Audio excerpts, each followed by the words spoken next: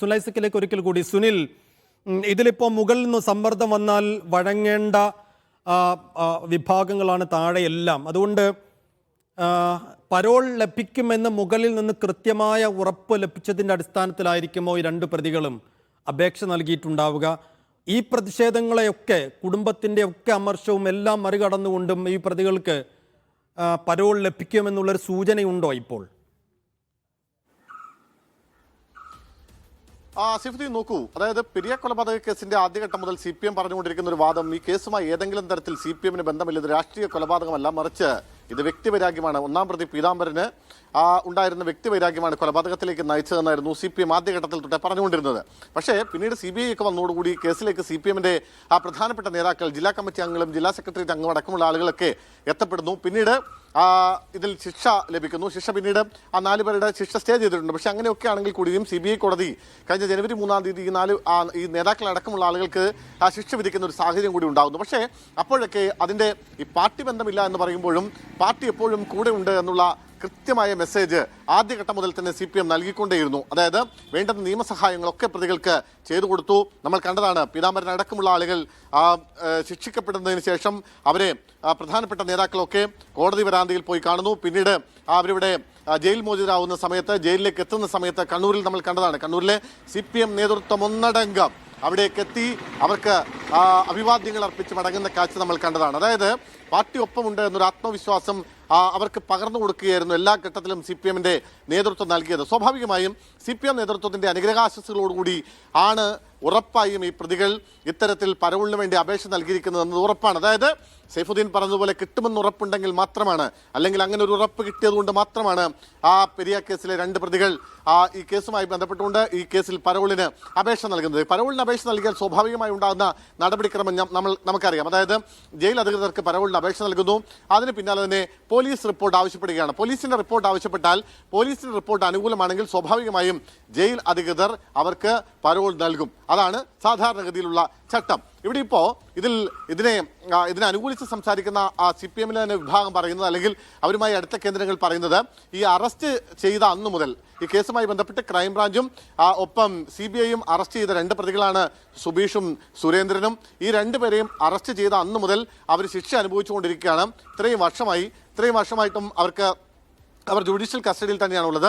അതുകൊണ്ട് അവർക്ക് പരോൾ വേണം, അല്ലെങ്കിൽ അവർക്ക് പരോളിന് അർഹരാണെന്ന ന്യായമാണ് ഇതുമായി ബന്ധപ്പെട്ടുകൊണ്ട് CPM ഔദ്യോഗികമായി CPM അക്കാര്യത്തിൽ ഒരു നിലപാട് വ്യക്തമാക്കിയിട്ടില്ലെങ്കിൽ കൂടിയും, അല്ലെങ്കിൽ ഒരു പ്രസ്താവന വന്നിട്ടില്ലെങ്കിൽ കൂടിയും CPM നേതൃത്വവുമായി സംസാരിക്കുമ്പോൾ അവർക്ക് പറയാനുള്ള, അല്ലെങ്കിൽ അവരുടെ ഒരു അവകാശവാദം എന്ന് പറയുന്നത്, പരോൾ എന്ന് പറയുന്നത് ഒരു തടവുകാരന്റെ അവകാശമാണ്. സ്വാഭാവികമായും ഈ കഴിഞ്ഞ കുറേ വർഷങ്ങളായി ഇവർ ജുഡീഷ്യൽ കസ്റ്റഡിയിലാണ്, റിമാൻഡിലാണ്, ജയിലിലാണ്. അതുകൊണ്ട് തന്നെ അവർക്ക് പരോളിന് അവർക്കുണ്ട് എന്നുള്ള ഒരു വിലയിരുത്തൽ ഇപ്പോൾ ഈ നിയമവൃത്തങ്ങളിൽ നിന്നൊക്കെ ലഭിക്കുകയും ചെയ്യുന്നുണ്ട്. ഇതിപ്പോൾ കോടതിയിലൊക്കെ എത്തിയാൽ പോലും അവർക്ക് പരോൾ കൊടുക്കേണ്ടി വരും എന്നുള്ളൊരു സാധ്യത മുന്നിൽ കണ്ടുകൊണ്ടാകും കൂടിയായിരിക്കുമോ ഇങ്ങനെ ഒരു നീക്കം? സ്വാഭാവികമായും കോടതിയിലേക്ക് കാര്യങ്ങൾ പോകാനുള്ള സാധ്യത നമുക്ക് പൂർണ്ണമായും തള്ളിക്കളയാൻ കഴിയില്ല. കാരണം നിലവിൽ തന്നെ കോൺഗ്രസിന്റെ നേതാക്കളും ഒപ്പം ശരത്ലാലിന്റെയും കൃപേഷിന്റെയും ഒക്കെ കുടുംബവും ഇക്കാര്യം കൃത്യമായി പറഞ്ഞു കഴിഞ്ഞിരിക്കുന്നു. അതായത് നിയമത്തിലാണ് അവർക്ക് വിശ്വാസം. ആ വിശ്വാസം ഇപ്പോഴും അവസാനിച്ചിട്ടില്ല. സ്വാഭാവികമായും അതുകൊണ്ട് തന്നെ ഈ പോലീസിന്റെ നടപടിക്കെതിരെ, അല്ലെങ്കിൽ ജയിൽ ആഭ്യന്തര വകുപ്പിന്റെ നടപടിക്കെതിരെ അവർ സ്വാഭാവികമായും കോടതിയെ സമീപിക്കും. കോടതി അതിലെന്ത് നിലപാടെടുക്കുന്നു എന്നുള്ളത് ഏറ്റവും പ്രധാനപ്പെട്ട കാര്യമാണ്. പക്ഷേ അവർക്ക് കിട്ടിയിരിക്കുന്ന ഒരു നിയമോപദേശം, സൈഫുദ്ദീൻ പറഞ്ഞതുപോലെ ഇത്രയും കാലമായി അവർ തടവിൽ തന്നെയാണ്, ജയിലിൽ തന്നെയാണ്. അതുകൊണ്ട് അവർക്ക് പരോളിന് അർഹതയുണ്ട് എന്ന തരത്തിലുള്ള ഒരു അനുകൂലമായ നിലപാട് കോടതിയിൽ നിന്ന് ലഭിക്കുമെന്നുള്ള ആത്മവിശ്വാസം കൂടി ഈ ഘട്ടത്തിൽ ഉണ്ട് എന്ന് പറയാതിരിക്കാനാവില്ല. പക്ഷെ അങ്ങനെയൊക്കെ ആകുമ്പോഴും നമ്മൾ ആലോചിക്കേണ്ട ഒരു കാര്യം, കേവലം 1.5 മാസമേ ആയിട്ടുള്ളൂ. വളരെ പ്രമാദമായ ഒരു ഇരട്ട കൊലപാതകം നടക്കുന്നു. 2 ചെറുപ്പക്കാരെ കൊലപ്പെടുത്തിയ കേസ്, ആ കേസുമായി ബന്ധപ്പെട്ടുകൊണ്ട് കഴിഞ്ഞ ജനുവരി മാസം 3-ാം തീയതി കേസിൽ വിധി ഹൈക്കോടതിയുടെ CBI കോടതി പറയുന്നു. അതിനുശേഷം കേവലം 1.5 മാസം പൂർത്തിയായിട്ടില്ല. അപ്പോഴേക്കും തന്നെ പരോളിനുള്ള ഒരുക്കങ്ങൾ ആരംഭിച്ചു കഴിഞ്ഞിരിക്കുന്നു.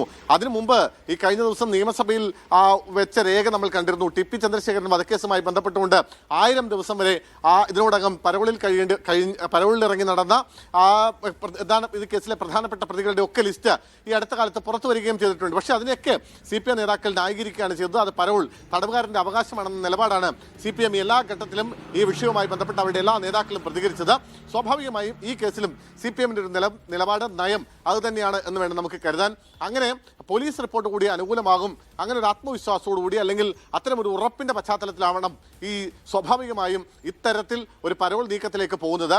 ഇപ്പോൾ ആദ്യം 2 പേർ പരോൾ ഇറങ്ങിയാൽ സ്വാഭാവികമായും തൊട്ടടുത്ത ദിവസം തന്നെ കേസിലെ മറ്റ് പ്രതികൾ കൂടി ആ പരോൾ ആവശ്യവുമായി ജയിൽ അധികൃതരെ സമീപിക്കും. സ്വാഭാവികമായും ഈ പ്രൊസീജിയറൊക്കെ അവരുടെ കാര്യത്തിലും ഉണ്ടാകും. അങ്ങനെ ഈ കേസിലെ മുഴുവൻ പ്രതികൾക്കും പരോൾ ലഭിച്ച് പുറത്തിറങ്ങുന്ന ഒരു സാഹചര്യം ഉണ്ടാകുമെന്ന് വേണം.